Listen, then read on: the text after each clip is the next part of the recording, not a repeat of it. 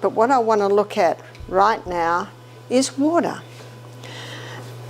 What type of water should we be drinking, and when should we be drinking it, and why should we be drinking water?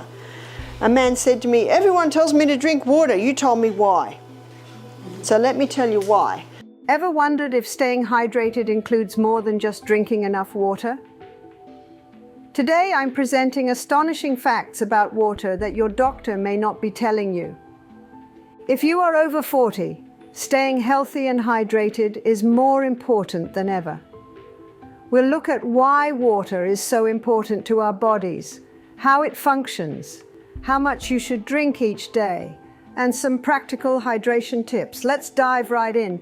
Do we actually need to drink water? That is the million-dollar question. Let me break it down for you.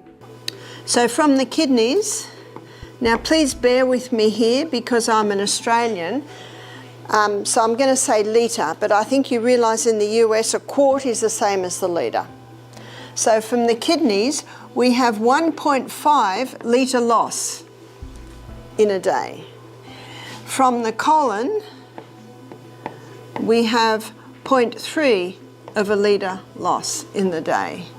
From the lungs, we have a 0.2 of a litre loss. And what's a surprise to most is from the skin, we have a 0.5 of a litre loss. So that's 2.5 litre loss, so litre loss in a 24-hour period. To stay properly hydrated, we should aim to drink at least 8 glasses of water daily. That's around 2 quarts. The rest of our daily water intake can be obtained from fruits, vegetables, herbal teas, or vegetable juices. Well, in our magnificent breakfast this morning, we had water coming in through our mango, through our grapefruit, so you see your fruits and vegetables also supply some fluid, but we need to have at least 2 litres of pure water a day. Every body function depends on water, and only water can meet those requirements. So 50 pound body weight to 1, well, I'll say quart for your sake, for 1 quart or 1 litre. So that means if someone is 100 pound, they should be having 2 quarts a day. And I guess someone gets very concerned if they're 200 pound, does that mean I've got to drink 3 quarts a day? Well, that's a good incentive for weight loss. And if someone's only drinking 2 glasses of water a day and they're 200 pound, they can get very discouraged at that news. So you know what I say, Rome wasn't built in a day. You just start little by little by little to drink more. But it's a good rule of thumb for children, because children need water. During our presentation, a pathologist provided an interesting fact. Studies on caffeine found that 1 cup of coffee needed 5 glasses of water to make up its drying effects. This was quite a revelation, especially given how many individuals, particularly in the United States and Australia, are frequently dehydrated. How many adults get up in the morning, first thing they have is, say, orange juice and a cup of coffee? Isn't that the traditional breakfast fluids? And what are they doing when they have their orange juice and their cup of coffee? They're thirsty, they're trying to hydrate, but neither will hydrate them. How clean would your body be if you washed it in orange juice? How clean would your body be if you washed it in a cup of coffee? Water and water alone will supply what the body needs. When I ask people how much water they drink each day, the most common responses are, not enough, not much, I don't drink water, or I avoid it because it makes my legs swell, or I'm constantly running to the toilet. These later responses indicate that the water is not properly hydrating the cells, pointing to a more serious problem with water absorption, which is frequently caused by a lack of vital minerals or cellular imbalances. So how do we get the water inside the cell? We have to go to the 3rd most vital element needed for life, and that is sodium. The 4th most vital element needed for life is potassium. Adequate water intake is essential for staying hydrated, promoting digestion and guaranteeing proper muscle and joint function. Water also regulates body temperature and removes pollutants through sweating and urine. Without adequate water, we risk experiencing dehydration symptoms like headaches, weariness, and dizziness. So we encouraged him to start drinking more water. By the end of the week, the headache had gone. By the end of the week, the lower back pain had certainly eased and his lungs were a little freer. I saw him 5 weeks later. He jumped out of the car with a big smile on his face and had a 2-litre, you'd say 2-quart bottle of water. He said, "I'm drinking 4 litres a day." He said, "In 5 weeks I've had no headaches, no lower back pain," and he said, "My chest is almost clear." What was his problem? It was dehydration. Chronic dehydration can cause major health concerns like kidney stones and urinary tract infections. To reap the maximum benefits from water, consume it throughout the day rather than all at once. Start your day with a glass of water, have a bottle nearby, and pay attention to your body's cues. Staying hydrated is a basic yet critical component of maintaining overall health and well-being. Certain research revealed that the stomach lining is the first site where water is lost during dehydration. And what he found was the first place that water is lost is the stomach. But one of the first places that water is taken from in dehydration is the lining of the stomach. And so when someone is dehydrated, they can have a very thin stomach lining. And when there's a very thin stomach lining, there's no sodium bicarbonate in there. And so the stomach acid can easily start to eat its way through. The stomach has a thick mucosal lining that contains sodium bicarbonate, which neutralizes stomach acid and protects against injury. When dehydrated, the lining thins and lacks sodium bicarbonate, allowing stomach acid to cause damage. This damage causes a shift in our body's microbes, converting them into cleanup agents. And they've given them a name in the stomach. It's called Helicobacter. You've heard of it? Helicobacter pylori. Helicobacter pylori is blamed for stomach ulcers. Students, what's the cause of stomach ulcers? Well, the number one. It's actually dehydration. Helicobacter pylori is one such microorganism that can cause stomach ulcers.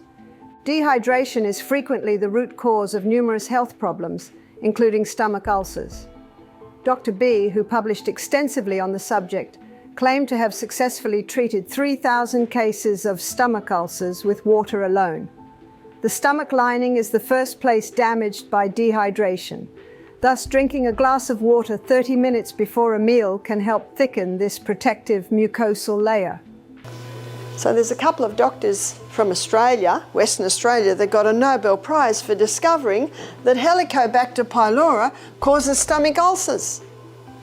They were even putting Helicobacter pylori into someone's stomach and, yeah, stomach ulcer. But you know what my question is? Well, were they dehydrated?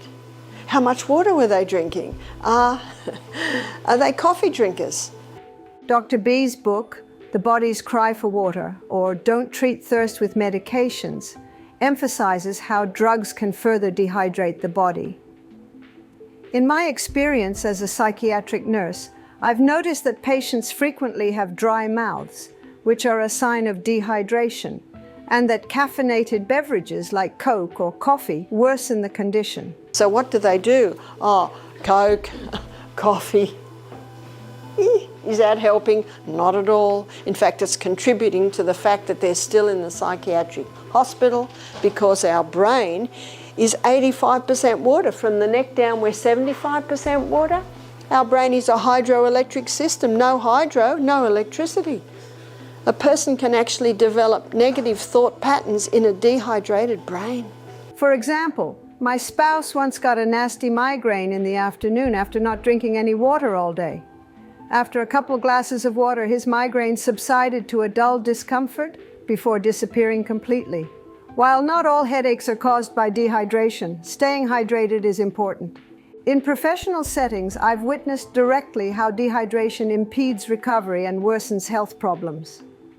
Patients recovering from surgery or managing chronic diseases frequently ignore their water consumption, instead focusing on drugs.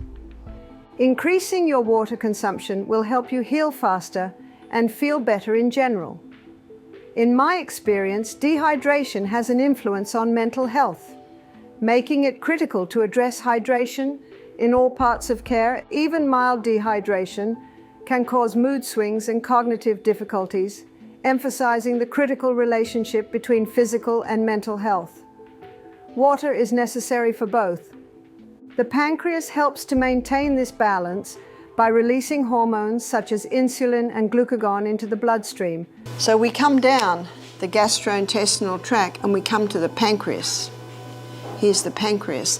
And the pancreas releases two hormones into the blood, and it also releases hormones into the gut, or enzymes into the gut, hormones into the blood. What are the hormones going into the blood from the pancreas? It's insulin and glucagon. Both of these hormones require a large amount of water to be able to be made properly. So if someone's dehydrated, can you see that can contribute to diabetes? The pancreas also releases enzymes into the gut, which are responsible for breaking down starches, fats, and proteins. If the pancreas is unable to release these enzymes properly, as seen in pancreatic cancer, malnutrition and rapid weight loss result from poor nutrient absorption. Furthermore, the pancreas involvement in digestion is vital to overall health. Insulin allows cells to consume or store sugar for energy, whereas glucagon signals the release of stored sugar when energy is required. Proper pancreatic function is critical for digestion and energy management. If you continue to have constipation after drinking plenty of water, there could be another cause. For example, a person with Helicobacter pylori in their stomach may drink 2 liters of water each day, but still experience problems if they consume it at the wrong times. Drinking water too close to or during meals could reduce stomach acids and slow digestion. Instead, drink water 30 minutes to an hour before each meal. When we don't drink enough water, our bodies go into drought mode, and histamine is one of the hormones secreted to help us deal with this. Elevated histamine levels can elicit allergy-like symptoms, suggesting that allergies may be linked to dehydration. Additionally, tiny air sacs called alveoli help our lungs exchange oxygen and carbon dioxide. Each alveolus contains a little droplet of water that, due to its surface tension, assists the alveoli in collapsing when we exhale, allowing us to inhale the full amount of oxygen. Dehydration can diminish our ability to absorb oxygen. Water affects every part of our bodies. Magnesium facilitates the entry of water into cells, but calcium, which is essential for a variety of physical activities, requires vitamin D to be absorbed into cells. Calcium and other minerals have a difficult time entering cells when vitamin D levels are low. Similarly, glucose requires insulin to enter cells. Without adequate insulin, glucose remains in the bloodstream. Consider the following scenario. A person routinely avoids drinking enough water and fails to include greens in their diet, resulting in a severe magnesium deficit. The body's ability to transport calcium and other minerals into cells is significantly impaired by magnesium insufficiency, poor vitamin D intake, and insufficient sunlight. Cell function is impaired without certain nutrients, which can harm overall health. A high-carbohydrate, low-fat diet may also cause hunger. This is because dietary fats help you feel full and satisfied after meals. Low-fat diets may cause cravings and overeating. This dietary imbalance causes metabolic stress, which can lead to diabetes and high blood pressure. Therefore, a balanced diet of water, greens, sunlight, and fats is essential for nutrition, absorption, and wellness. This imbalance can overburden the insulin-producing pancreas. As the body tries to drive glucose into cells with decreased insulin production, blood pressure rises. This complex relationship between hydration, nutrition, and hormone management underlines the significance of eating a balanced diet and remaining hydrated to maintain health and avoid high blood pressure. High blood pressure can result from dehydration, mineral shortages, vitamin D deficiency, and poor diet. According to the Ministry of Healing, testing an individual's lifestyle against health principles is a thorough way to find the root cause of a health issue. The condition may be caused by underlying concerns identified by this evaluation. In the end, balancing oxygen, water, sodium, and potassium is essential for health. Maintaining these elements and overall health requires proper hydration. Manage your water and dietary needs to improve your health and prevent high blood pressure. This information should help you on your health journey. Please ask questions or request additional information in the comments below. I'd love to hear from you. Subscribe to our channel for more health tips and like this video. Check out our other videos for healthy lifestyle tips. Thanks for watching. For now, goodbye.